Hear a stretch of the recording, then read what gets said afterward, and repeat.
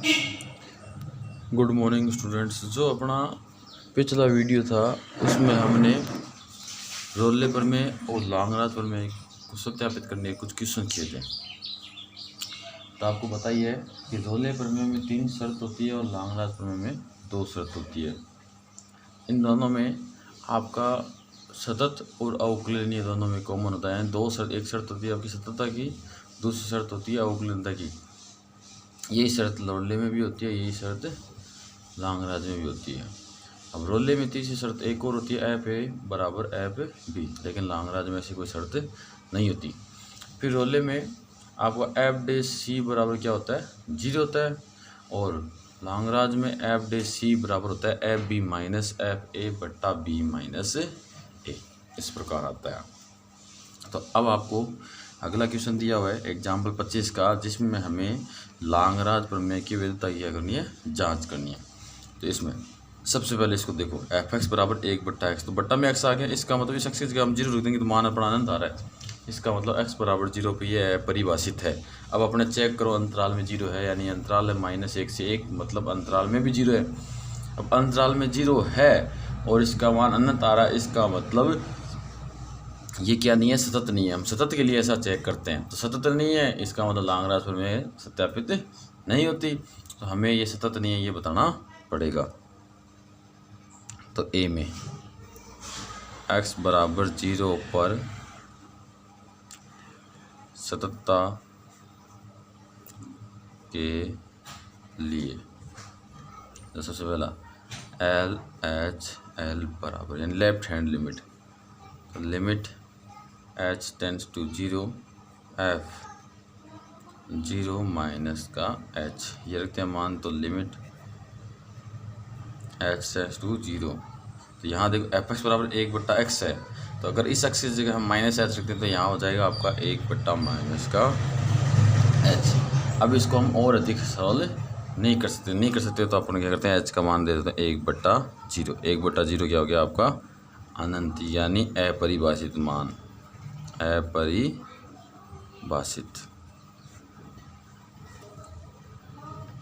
मान। अब इसका अपरिभाषित मान आ रहा है, तो आपका लेफ्ट हैंड लिमिट का अस्तित्व नहीं है। अब लेफ्ट हैंड लिमिट का अस्तित्व ही नहीं है, इसका मतलब ये फलन क्या नहीं है, सतत नहीं है। तो हम कह देंगे इसलिए फलन एफ एक्स बराबर 0 पर या अंतराल -1 से 1 में सतत नहीं है। अतः लॉन्ग मध्यमान प्रमेय वेद नहीं मिला। आपका क्वेश्चन कंप्लीट हो गया। अब आपको तीसरा क्वेश्चन दिया हुआ है, एफ एक्स बराबर x माइनस 1/x, और जहाँ x बिलोंग्स टू 1 से 3।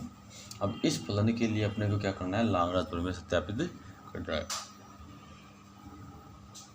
अब देखो इस फलन में आपका बट्टा में x है, इसका मतलब इस x का मान 0 होते ही आपका ये फलन क्या हो जाएगा, अनंत हो जाएगा। अब अपने ये चेक करो कि अंतराल में 0 है या नहीं है। तो अंतराल आपका 1 से 3 के बीच, इसका मतलब अंतराल में 0 है ही नहीं, 0 नहीं है, इसका मतलब ये फलन क्या आपका परिभाषित है। तो ये मान क्या हो गया आपका, सतत हो गया। तो हम लिख देंगे ए। ये तो लिखेंगे फलन एफ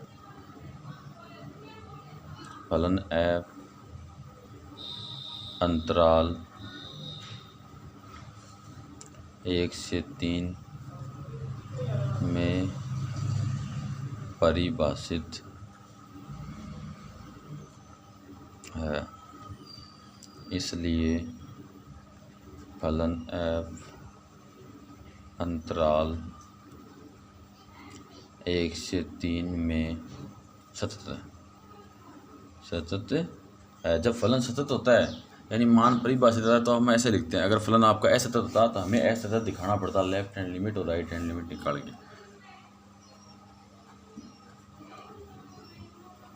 अब बी है अवकलनीय, इसका अवकलन करना पड़ेगा। तो एफ एक्स का अवगुणन तो हो गया एफ डेस एक्स, और एक्स का हो गया 1, फिर माइनस 1 बट्टा एक्स का अवगुणन होता है माइनस 1 बट्टा एक्स स्क्वायर, तो माइनस माइनस हो जाएगा प्लस 1 बट्टा एक्स स्क्वायर। अब इस अंतराल में इसमें मान रखो, तो ये आपका अनंत तब भी होता है जब एक्स का मान 0 होता है, अंतराल में अपने पास 0 है नहीं, इसका मतलब ये भी क्या मान परिभाषित है। अब एफ डेस का मान परिभाषित है, इसका मतलब ये क्या है आपका अवकलनीय है। तो हम लिखेंगे फलन एफ का अवकलज, अवकलज का मतलब हो गया एफ डेस एक्स, अवकलज 1 + 1 बट्टा एक्स स्क्वायर अंतराल, अब अंतराल लेना हम लोग छोटा, अंतराल 1 से 3 में परिभाषित है, इसलिए फलन एफ अंतराल 1 से 3 में अवकलनीय है।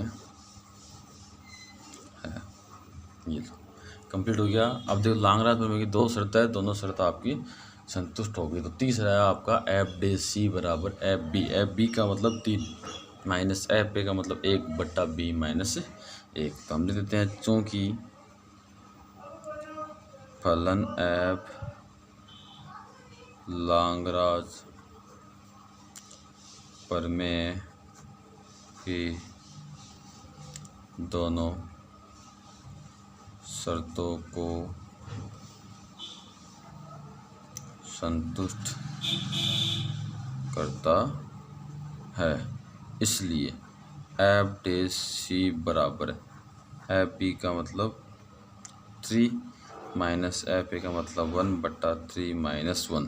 अब लांगराज है इसलिए ये फॉर्मूला होता है, अगर आपका रोले होता तो इसका एफ डे सी बराबर हो जाता 0। क्यों? क्योंकि उसमें एफ बी बराबर एफ ए होता है, तो F B minus F A का मान कितना हो जाएगा 0, क्योंकि उसमें बराबर होते हैं इसलिए।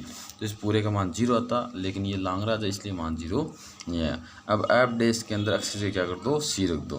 तो ये एफ डे एक्स का सी रखेंगे तो इधर तो बन गया 1 + 1 बट्टा सी स्क्वायर बराबर, अब एफ 3 चाहिए, यानी एफ में रखो 3, एफ में इसमें रखा 3, तो 3 माइनस 1 बट्टा माइनस कोष्टक 1 रखो, तो यहाँ आएगा आपका 1 माइनस 1 बट्टा 1 बट्टा ये बच गया आपका 2। तो 1 + 1/c स्क्वायर बराबर, देखो इस 1 से आपका ये क्या हो जाएगा, कैंसिल हो जाएगा, तो बचे ये 2 ही पद, इन दोनों पदों में लगू तो आएगा 3, तो ये हो गया आपका 9 माइनस 1 बट्टा में 2 है ये आपका। अब ये 3 आ जाएगा नीचे, अब इस 1 को भेज दो उधर, तो 1/c स्क्वायर बराबर, तो ये हो जाएगा आपका 8 बट्टा 2 गुणा 3, यानी 9 में से 1 घटाया 8 हो गया, फिर माइनस का 1। अब इसका इसमें दे दो भाग, तो 1 बट्टा सी स्क्वायर बराबर ये हो गया आपका 4 बट्टा 3 माइनस 1। अब 1 बट्टा सी स्क्वायर बराबर, अब 3 दे दो लघुत्तम, तो ये हो गया 4 माइनस 3, तो यहाँ से बच गया आपका 1 बट्टा 3। तो 1 बट्टा सी स्क्वायर बराबर हो गया 1 बट्टा 3, इसका मतलब सी स्क्वायर बराबर है 3, और सी बराबर है आपका ±√3, प्लस माइनस दोनों आते हैं। अब अपने इस अंतराल में देखो केवल प्लस वाला मान होगा, माइनस वाला मान नहीं होगा, तो हम कह देंगे इसलिए आपका सी बराबर √3 बिलोंग्स टू 1 2 3, यानी 1 से 3 में बिलोंग करता है। अब ये भी आपका मान है इस अंतराल में आ गया, तो आप कह देंगे कि लांगराज प्रमेय सत्यापित होती है। अतः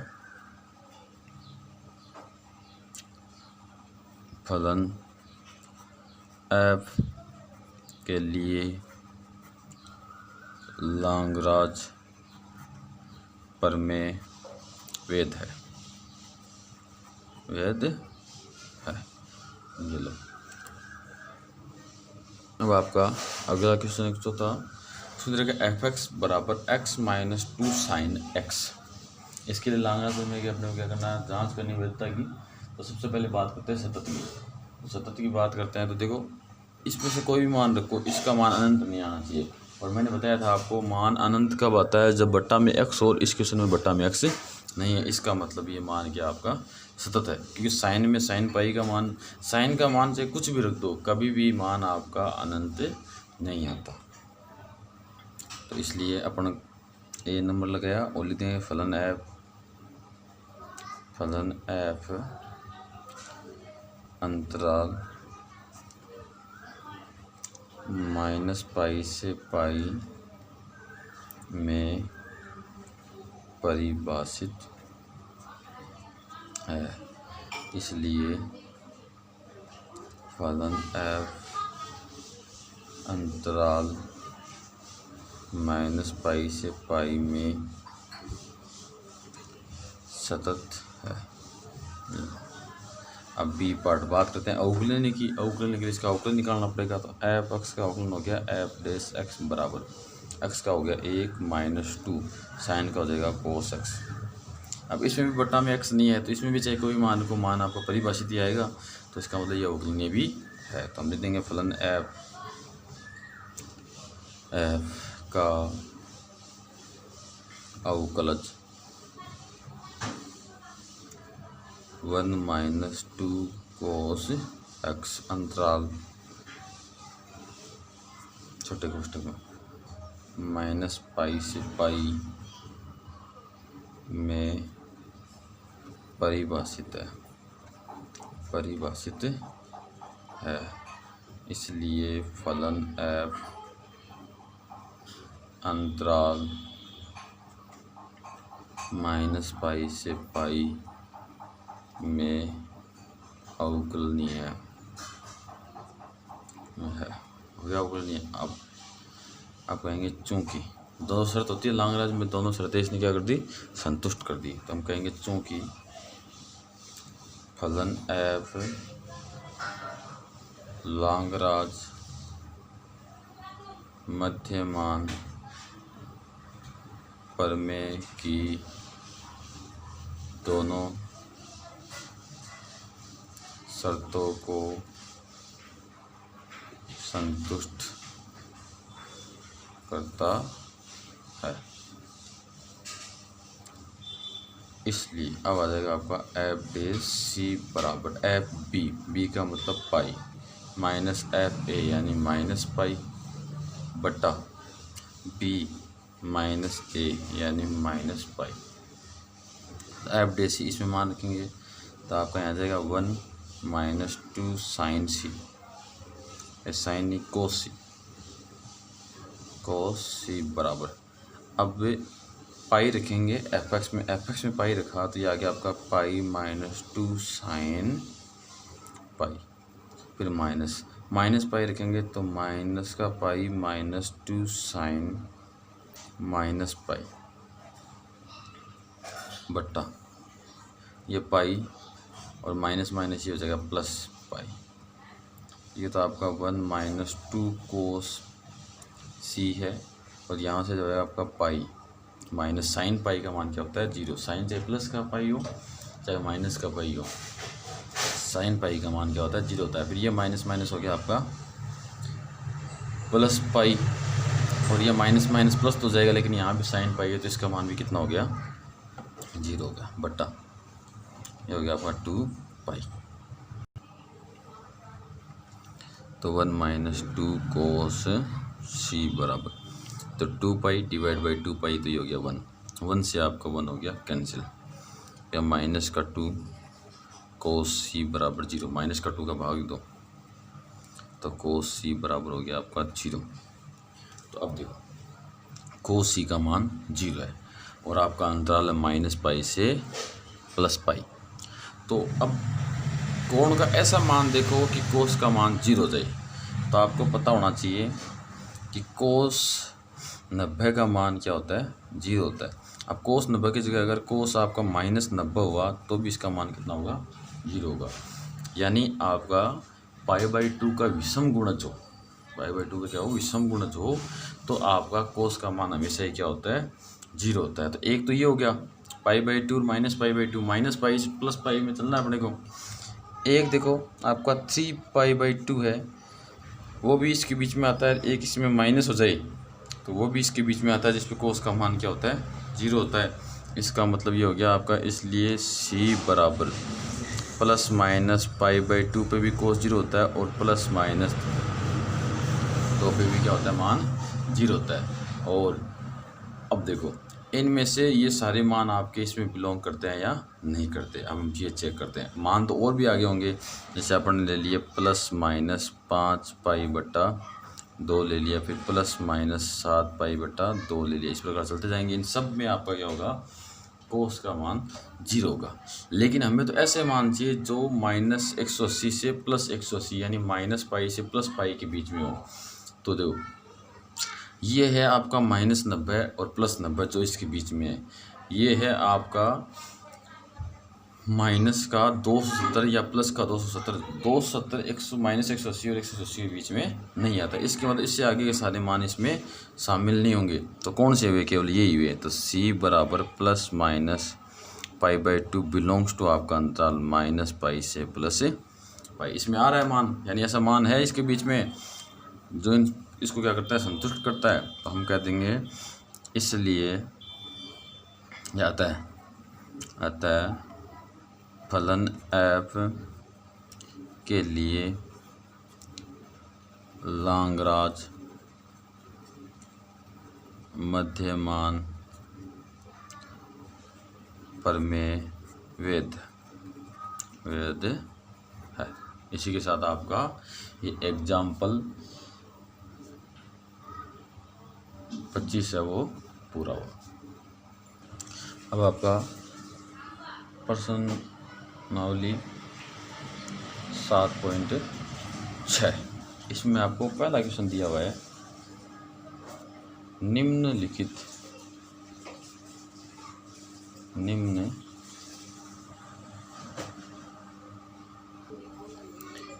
फलनों के लिए रोले प्रमेय की सत्यता की जांच करनी है। यानी अपना एग्जाम ये क्वेश्चन नंबर फर्स्ट है, उसमें आपको 5-6 क्वेश्चन दिए हुए हैं। उन सब के लिए आपको रोले प्रमेय क्या करनी है, सत्यता की जांच करनी है। अब सत्यता की जांच करनी है, जहाँ जांच का नाम आएगा वहाँ आपका रोले प्रमेय सत्यापित हो भी सकती है और नहीं भी हो सकती। तो आपको इसमें पहला क्वेश्चन दिया हुआ है f(x) बराबर e⁻x ब्रैकेट के अंदर sin x minus cos x और x बिलोंग्स टू π/4 से 5π/4 ये दिया हुआ। तो सबसे पहले रोले प्रमेय में कितनी शर्त होती है ये पता होना चाहिए। तो रोले प्रमेय में अपने 3 शर्तें होती है। पहली सततता, दूसरी अवकलनता, तीसरी FA बराबर FB। तो पहले बात करते हैं हम सततता की।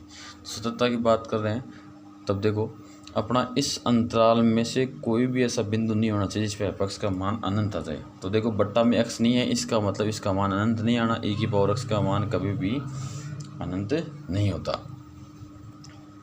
और माइनस में भी नहीं जाता, 0 से कम भी नहीं होता और 0 भी नहीं होता, 1 के आगे आगे ही चलता है। तो अब इसमें मान आपका इसमें से कुछ भी रख दो, अनंत मान नहीं आएगा। तो हम कह देंगे ये क्या फलन आपका सतत है। तो हमने इसमें 1 नंबर लगाया और लिख दिया फलन f अंतराल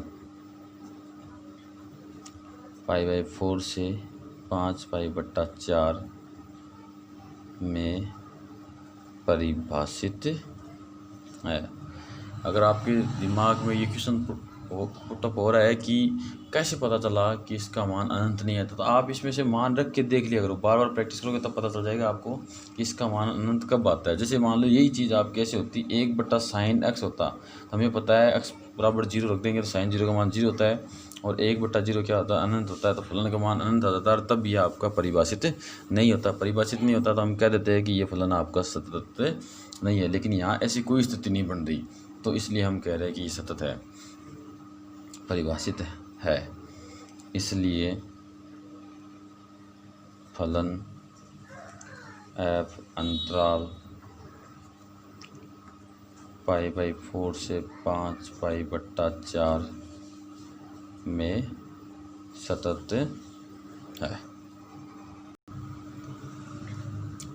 अब दूसरा पार्ट बात करते हैं अवकलन की। तो अब इसे हमें इसका अवकलन ज्ञात करना पड़ेगा। तो इसका अवकलन कैसे ज्ञात करेंगे, देखो f(x) का हो गया f'(x). अब ये e⁻x sin x cos x u गुणा v से होगा। तो e⁻x को तो हमने रखा ऐसे ही, अंदर वाले का अवकलन किया तो साइन का हो गया आपका cos x और फिर cos का हो गया माइनस साइन और माइनस पहले से तो minus minus plus sin x, फिर प्लस, फिर हमने sine x minus cos x को ऐसे रखा, ई की पावर एक्स का आता है सेम टू सेम, तब ई की पावर एक्स ले लेंगे हम कॉमन। तो यहाँ से बचा आपका cos x plus sine x plus यहाँ बचा sine x minus cos x. तो कोस एक्स से कोस एक्स कैंसिल हो गया, तो ये आ गया 2 ई की power x sine x. Sine x 2 sine x हो गए, इसलिए तो ये अवकलज हो गया। अब इसमें भी देखो बट्टा में नहीं है, तो हम कह देंगे कि ये भी आपका क्या है, इस अंतराल में परिभाषित है। तो फलन एफ का अवकलज 2 ई की पावर एक्स साइन एक्स अंतराल